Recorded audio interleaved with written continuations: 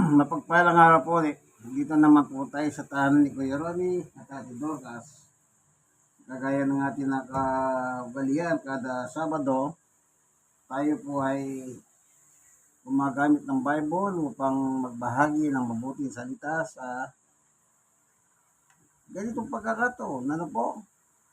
At ito nga binibidyo natin upang yung mga iba makapanood. Kasi nasa technology po natin ngayon. So, gamitan natin ng mga technology sa ikabubuti ng tao. Hindi po siya ikasasama. Purihin ang Panginoon. Kaya bago tayo magsimula, tayo muna ay lumapit sa Diyos upang tayo ay kanyang tulungan sa pagbubulay. Panginoong Diyos, aming Ama na makapangyarihan sa lahat. Minsan pa, samahan mo po kami sa aming pagbubulay ng iyong salita, sapagkat ang iyong salita ay pagkain ng aming kaluluwa. Samahan mo po kami sa aming pagbubulay sa ngalan ni Jesus.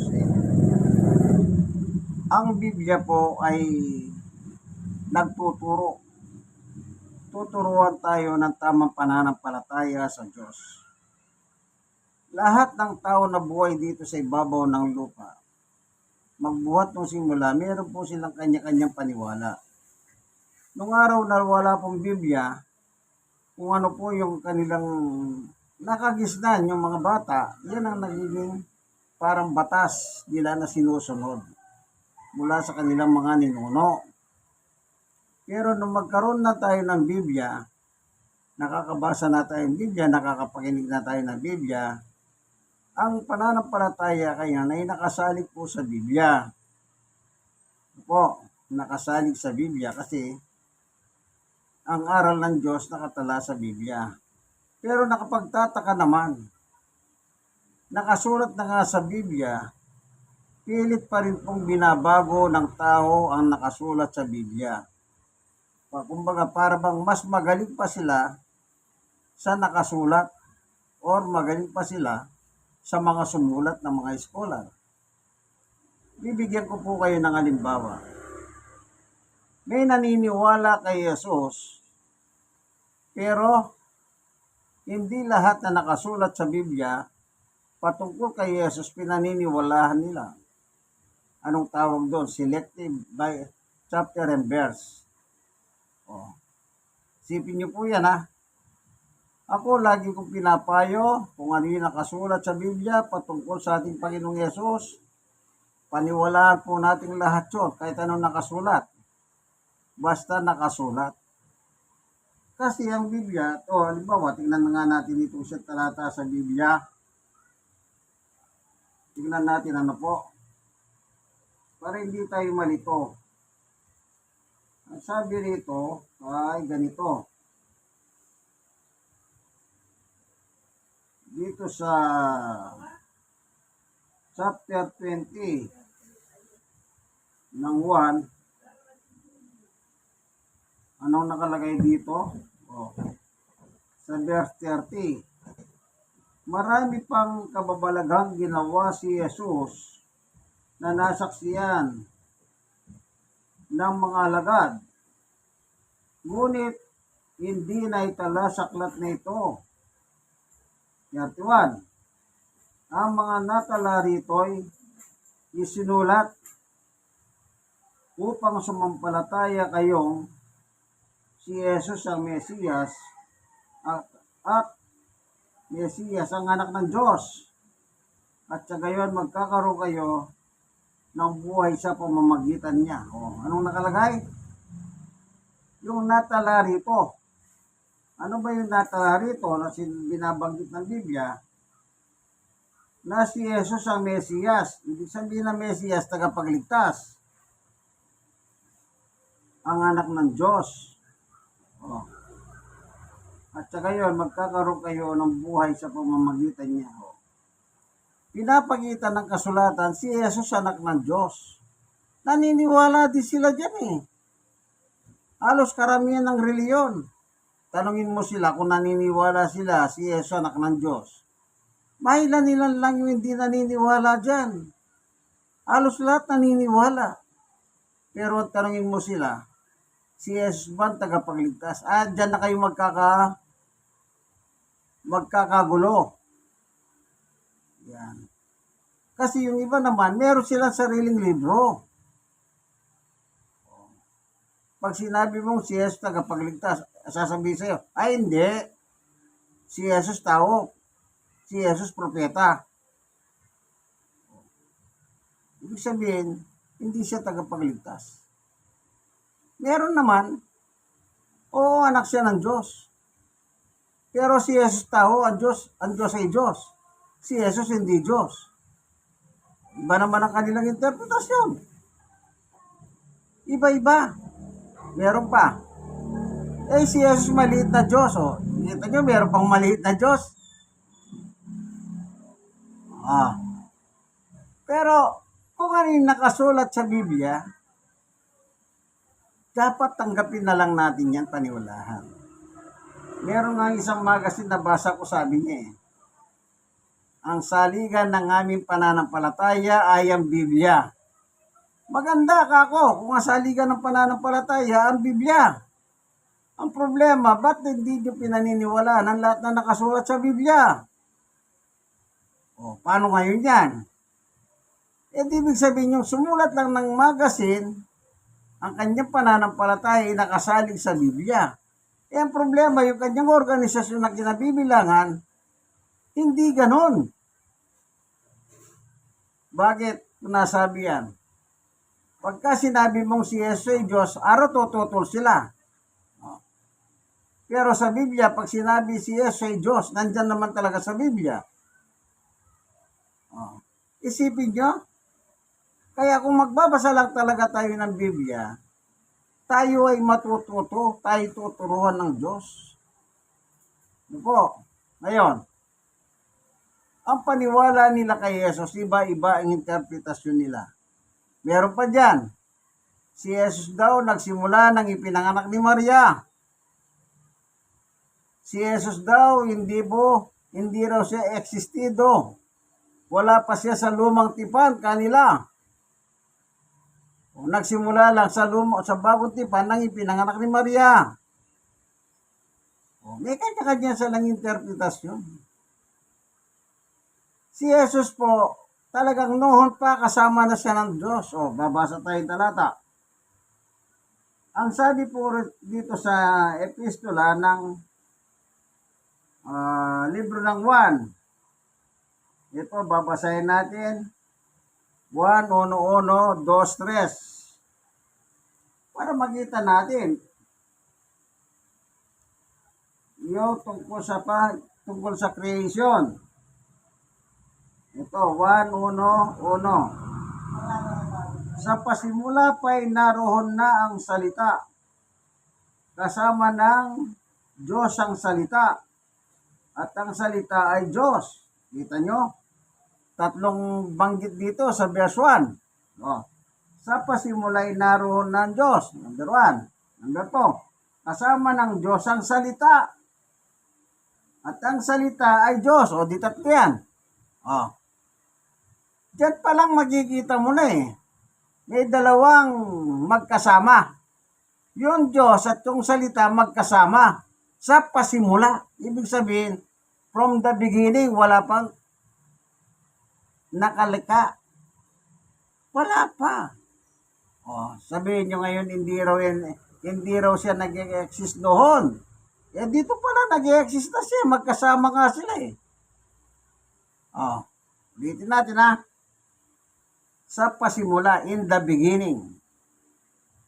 Ibig sabihin, wala pa pong nalika dyan.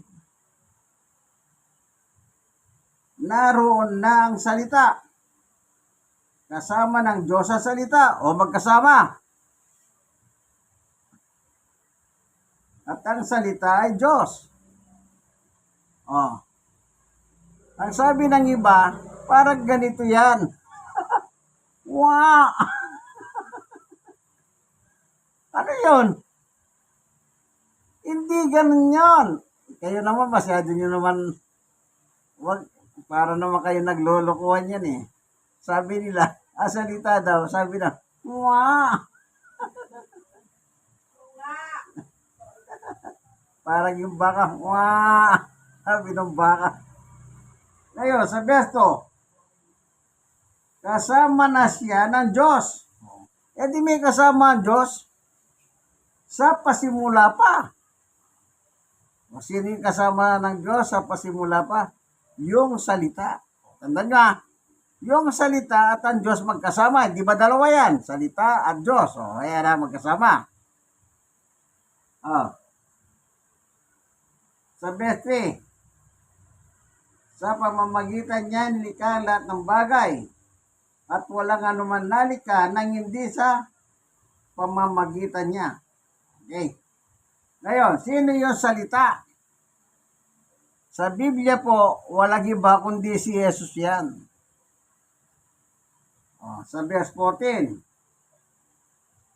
ang sabi niya ay ito, naging tao ang salita, naging taho. So, hindi tao yung salita. Naging tao ang salita. At siya'y nanirahan sa piling namin. Nakita namin ang kanyang kapangyarihan at kadakilahan, puspos ng pag-ibig at katapatan. Tinanggap niya mula sa Ama ang kapangyarihan at kadakilahan ito bilang bugtong na anak. O sino yung bugtong na anak? Si Jesus. Maliwanag eh. Ang Biblia maliwanag eh. Huwag nyo lang ikorba, iliko. O dito pa sa unang 1. Tignan pa natin yung sulat ni Juan. Sa unang 1:1. Ano naman na nakasulat naman dito? Ganito po ang mababasa. Hindi tayo gagamit ng kung ano-ano. Babasa lang tayo. Unang sulat ni Juan. 1:1. Sumulat kami sa inyo. Ito sabi ni Juan, sumulat kami sa inyo. Hindi meron kausap. Tungkol sa kanya. Nasa simula pa siya na ang salita na nagbibigay buhay. Narinig namin siya, nakita, napagmasdan, nahipo ng aming mga kamay. 2, nahayag ang buhay, nakita namin siya at pinatotohanan sa inyo at ipinangaral namin sa inyo ang buhay na walang hanggan na kasama ng Ama at nahayag sa amin. 3, ipinahayag nga namin sa inyo ang aming nakita at narinig upang makasama namin kayo sa pakikisasama at sa kanyang anak na si Jesucristo. O dito napangalanan na. 4, sinulat namin ito upang malubos ang ating kagalakan. Sino yung binabanggit ni Juan na nakita, nahipo ng kanilang kamay, nakasama, napagmasdan? Ang ating Panginoong Jesucristo na tinatawag na anak ng Diyos. Walang ano yan, walang shortcut yan. Kung ano nakita ni Juan, anong sabi niya? Sumulat kami sa inyo tungkol yan sa kanya. Sino yon? Ang salita. Sino ang salita? Si Jesucristo. Sino yon? Ang anak ng Diyos. Hindi maliwanag. Wala tayo shortcut dyan. Pagdating dito sa chapter 5, ang sabi rito sa 20, at nalalaman natin na parito na ang anak ng Diyos. O sino yung anak ng Diyos? Si Jesus. At binigyan niya tayo ng pangunawa upang makilala natin ang tunay na Diyos at tayo nasa tunay na Diyos sa kanyang anak na si Jesucristo. Ito ang tunay na Diyos at buhay na walang hanggan. Paliwanag naman Sino si Jesus? Tunay na Diyos. Kapag naniwala kang si Jesus tunay na Diyos, meron kang buhay na walang hanggan. Paano yung naniniwala? Ay, hindi tunay na Diyos si Jesus. Di wala silang buhay na walang hanggan. Meron din sila, kanya lang kasama si Satanas sa impyerno. Kasi pag sinabing buhay na walang hanggan, yung kasama ng Diyos sa langit. Oh. Pero yung impyerno, buhay na walang hanggan din yun. Sino yun? Yung hindi naniniwala na si Jesus ay tunay na Diyos. Oh. Kaya marami pong mga reliyon, pangkatin ng reliyon. Iba-iba ang interpretasyon nila. Kaya nagkakaroon ng kaguluhan, debate, kung minsan umantog pa sa sakitan. Hindi lang sakitan, pumapatay pa.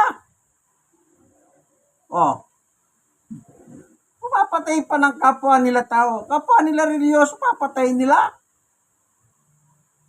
Dahil hindi sila mahakay-hakay, kumukontra-kontra. Yan ang mahirap po sa reliyon ngayon. Lalo na ngayon ha, kapag nakapagsalita ka lang hindi maganda sa kapwa religyoso mo, anong sabi nila? Ay, ididimanda ka namin. Ang pinananakot nila ngayon, kaso, may mga reliyon kasi malalakas sa gobyerno.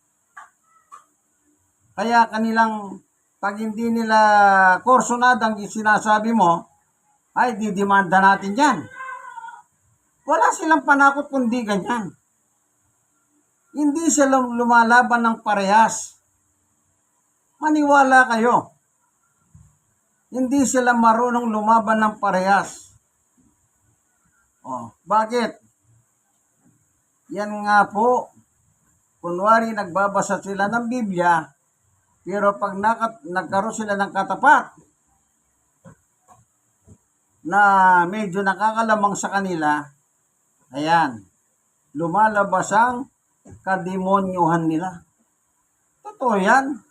Kaya sabi nga ni Jesus, yung babala niya,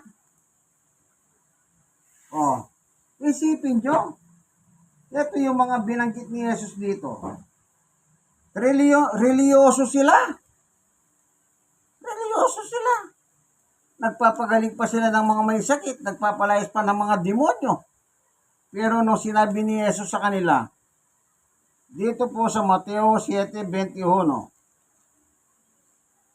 hindi lahat ng tumatawag sa akin, Panginoon, Panginoon, ay papasok sa kaharian ng langit, kundi yaon lamang sumusunod sa kalooban ng aking Ama na nasa langit. 22.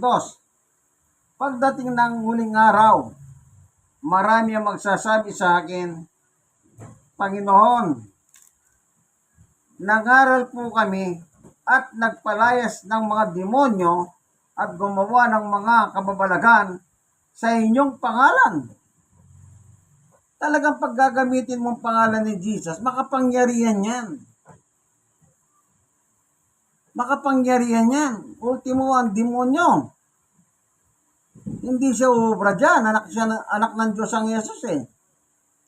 Lahat ng meron ang Diyos, meron si Jesus. Kung ano ang kapangyarihan ng Diyos, kapangyarihan din ng anak. Lahat taglay ni Jesus. Kaya pag ginamit mo pangalan ni Jesus, talagang makapangyarihan. Ano sabi sa 23? At sasabihin ko sa kanila, kailanman hindi ko kayo nakikilala, lumayo kayo sa akin at mga gumagawa ng masama. Isipin nyo, nangaral. Ano pa? Nangaral, nagpalayas ng demonyo, gumawa ng mga kababalagan. Pero pagdating ng araw, ano sabi ni Jesus? Umalis kayo dito sa harapan ko, hindi ko kayo kilala. Isipin nyo, hindi sila kinikilala ng Panginoong Yesus. Paanong ginawa nila? At sasabihin ko sa kanila, kailanman hindi ko kayo nakikilala, lumayo kayo sa akin, mga mapaggawa ng masama. Yung palang ginagawa nila, masama pala. Kunwari, ginagamit nila pangalan ni Jesus. Pero, bakit ganon? Sabi niya, hindi ko kayo kilala. Kasi po, ang ginagawa nila, imbis na ituro ang aral ni Jesus, ang tinuturo nila yung aral nila. Sinabi na nga ng Biblia, anak ng Diyos si Jesus. Natural, kung ano si Jesus, ganun din ang Diyos. Kung ang Diyos ay Diyos, naturalmente ang anak niya ay Diyos sa pagiging anak ng Diyos. Pagkatapos sasabihin mo, ay hindi Diyos yan. Pero nakatala sa Biblia, siya ay Diyos. O, hindi ba nilalabanan nyo na yung nakasulat? Bakit? Nung panahon ba ni Juan, nabuhay na kayo? Nakita nyo ba si Juan? Nakita nyo ba mga sulat ni Juan noon? Hindi. O, halimbawa na lang si Tomas. Ang pananampalataya niya ni Tomas kay Jesus, Panginoon ko at Diyos ko. Sino si Jesus kay Tomas? Panginoon niya at Diyos niya. Pagkatapos sasabihin nyo, ay, nagulat si Tomas dyan. O, saan nyo naman na nabasa nagulat si Tomas? O. Mismo nga Panginoong Yesus ka, hindi niya nga sinabi, oy Tomas, nagulat ka. O. Ang pananampalataya ni Tomas, Panginoon ko at Diyos ko, ang sabi niya kay Jesus. Ba't pinakikialaman pa nila yun? Bakit? Nakita nyo ba si Tomas? Nakasama nyo ba si Tomas? Kaya maraming reliyon po dito sa babaw ng lupa na kung babasahin lang natin ang Biblia, meron talagang hindi pupunta ng langit. Kita nyo? Wala siyang binanggit anong reliyon yan, ha?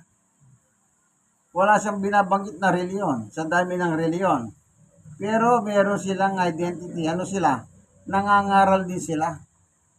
At ang kanilang pangangaral, iba sa Biblia. Yung kanilang sariling doktrina ang ginagamit nila. Hindi po pwede yung ganon. Kaya sabi ko nga po sa inyo, magbasa kayo. Alam nyo ba may mga reliyon dito sa ibabaw ng lupa? Anong sabi nila? Yung ginagamit nilang doktrina, sermon, ay galing sa kanilang founder. Yung sinulat ng kanilang founder, yun ang ginagamit nilang pang sermon, pang doktrina. O, sino pinaniniwalaan nila ngayon? Di founder nila. Kunwari, nagbabasa sila ng Biblia. Kunwari lang nagbabasa. Pero ang totoo, binabago po nila ang Biblia. At marami silang katwiran, mga talatang ginagamit, pero hindi lang nila alam yung ginagamit nila. Kung minsan meron nga ako kung nakaharap eh. Ngayon, sabi ko sa kanya, basahin mo ang ibang talata niyan para mamulat ka. Yan ang sinabi ko. Bakit? Mali nga kaya, mali ang kanyang paniwala eh. Kagaya ng mali ang paniwala nila sa eleksyon. Yan daw eleksyon, nasa Biblia. Wala namang, yung ginagamit nilang talata sa Biblia, wala sinabi si Pablo na panahon ng eleksyon. Yung ginamit ninyo, yung sa unang Korinto, meron ba binanggit si Pablo ng eleksyon dyan? Sige nga. Wala. Pero bakit yung ginagamit yan? Bilang panloko? Hindi ganon. Ayon sa konstitusyon, bumoto ayon sa gusto natin. Hindi ayon sa gusto ng mga founder ng reliyon.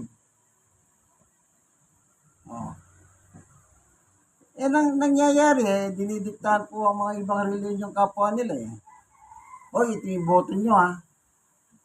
Kahit magnanakaw yan, pinaboboto. Kahit mamamatay tao, pinaboboto. Di ba? Rapist, pinaboboto. Saan ka nakakitang ganyan? Talamak na po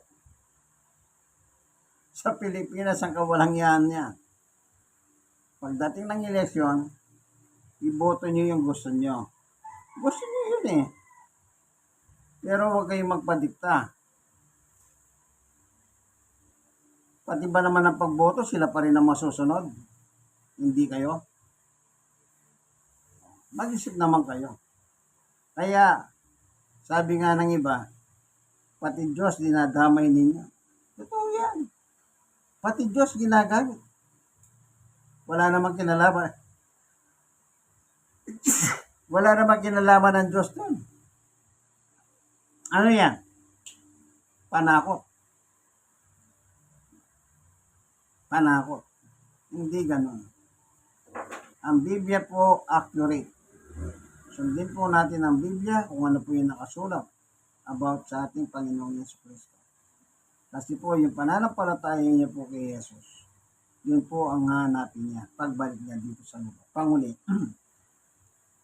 Ang sabi ng Panginoong Yesus, pag babalik siya rito sa lupa pero meron po siyang hahanapin sa bawat isa sa atin. Ganito po nakalagay sa San Lucas 18:8. Sabi niya ay ganito, ngunit pagdating ng anak ng tao sa daigdig na ito, may makikita kaya siyang mga taong nananalig sa kanya. Yun po ang hanapin niya. Yung pananalig, pananampalataya sa kanya. Hindi niya po hanapin kung malaki ang reliyon ninyo. It's about politics, it's about money. Hindi. Ang hanapin niya, yung pananalig mo sa kanya, kaibigan. Salamat, Panginoon Diyos. Tinuruan mo po kami ng iyong turot aral na dapat ang paniwalaan lang namin ay walang iba, kundi ang nakasulat sa Biblia patungkol sa iyong anak na si Jesus. Maraming salamat po sa ngalan ni Jesus. Amen. Ito po ang inyong kaibigan Jesus, Brother Manny Bautista. Once again, nandito tayo sa barangay 103, Zone 8, District 1, Tondo, Manila, sa tahanan ni Kuya Romy at Ate Dorcas. Po, God bless us po sa inyong lahat.